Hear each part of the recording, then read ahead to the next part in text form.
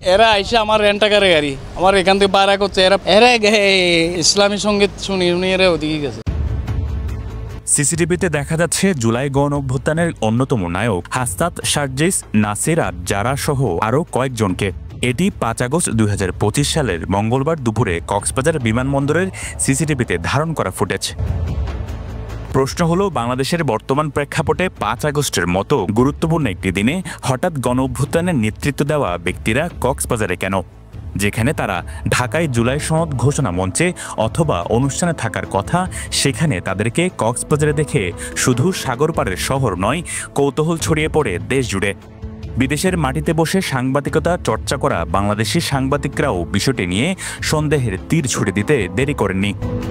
তাহলে কেন গেলেন তারা? শুরুর দিকে গুঞ্জন উঠে জাতীয় নাগরিক পার্টির গুরুত্বপূর্ণ নেতারা সাবেক আমেরিকান রাষ্ট্রদূত পিটার হাসের সাথে বৈঠক করতে কক্সবাজারে গেছেন, কিন্তু পরে বিভিন্ন তথ্যউপাত্ত যাচাই বাছাই করে কক্সবাজারের পিটার হাসের অস্তিত্ব পাওয়া যায়নি। তিনি বর্তমানে আমেরিকার ওয়াশিংটনে।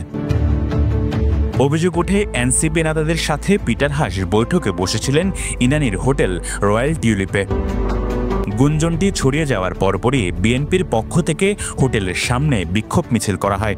সেখানে বিএনপি নেতারা দাবি করেন, এনসিপি নেতারা দেশ নিয়ে চক্রান্ত করতে গোপন বৈঠক করছেন। এনসিপি কিছু নেতৃবৃন্দ এবং বিদেশি কিছু এজেন্সির লোক এখানে এসেছে বলে আমরা তথ্য পেয়েছি। তারা হঠাৎ করে এরকম একটা রক্তাক্ত দিনে তারা কেন এখানে গোপনে বৈঠকে আসবে সেরকম আমরা সন্দেহান। সেই জন্য আমরা বিক্ষুব্ধ জনতা আমরা এই হোটেলের সামনে এখানে মানববন্ধন কর্মসূচি করেছি, যেন বাংলাদেশের বিরুদ্ধে কোনো ষড়যন্ত্র হয় আমরা সেটা তাৎপর্যমূলক জবাব আমরা ঐক্যবদ্ধ আছি। এদিকে বিষয়টি নিয়ে মন্তব্য করেছেন কক্সবাজার জেলা বিএনপির সভাপতি শাহজাহান চৌধুরীও।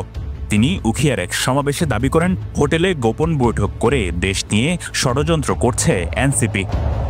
একই সন্দেহ দলটির অন্যান্য নেতাকর্মীদেরও। তবে আবার কেউ কেউ মানছেন যে তারা অবকাশ যাপন করতে আসতে পারেন, কিন্তু প্রশ্ন থেকে যায় সফরের গোপনীয়তা রক্ষা নিয়ে।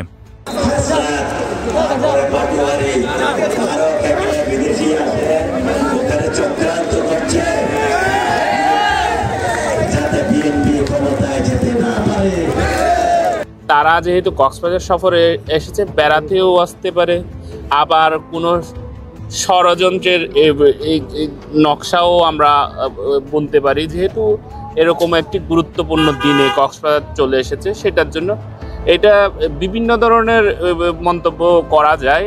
তবে রয়্যাল টিউলিপে পিটার হাসের সাথে এনসিপি নেতাদের গোপন বৈঠকের যে সন্দেহ, সেটা নাকচ করে দিয়েছে হোটেল কর্তৃপক্ষ।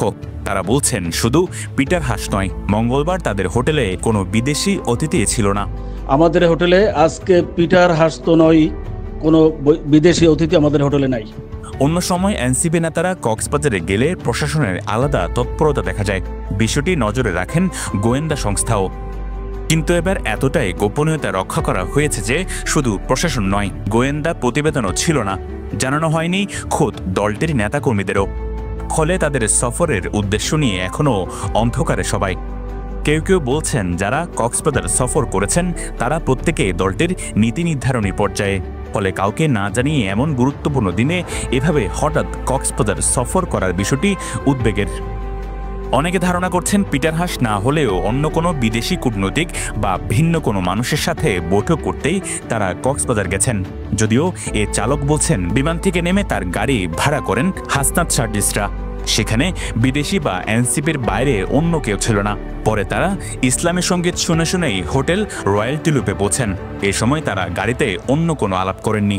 এরা আইসে আমার রেন্ট টাকারে গাড়ি আমার এখান থেকে বাইরে করছে। এরা 5 মহিলা 2 জন সহ 7 জন, সাজিদ আলম, হাসনা আবদুল্লাহ, নাসির উদ্দিন পাটোয়ারি, এরা 3 জন আমি চিনি, আর 2 জন আমি চিনি নাই, বুঝছেন। এদেরকে আমি ওখানে সিপালে লামাই দিয়ে আমি চলে আসছি।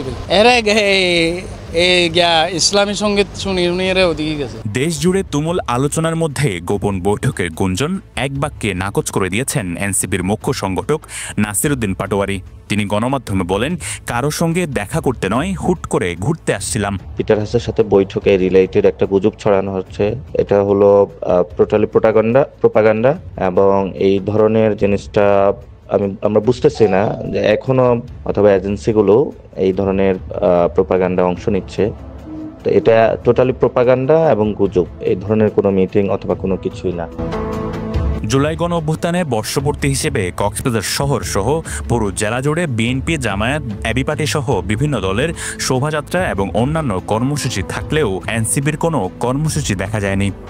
যে দলটি অভ্যুত্থানের উপর দাঁড়ালো তাদেরকে 5 আগস্টের মতো দিনে রাজপথে দেখা না যাওয়ায় হতাশ অনেকেই।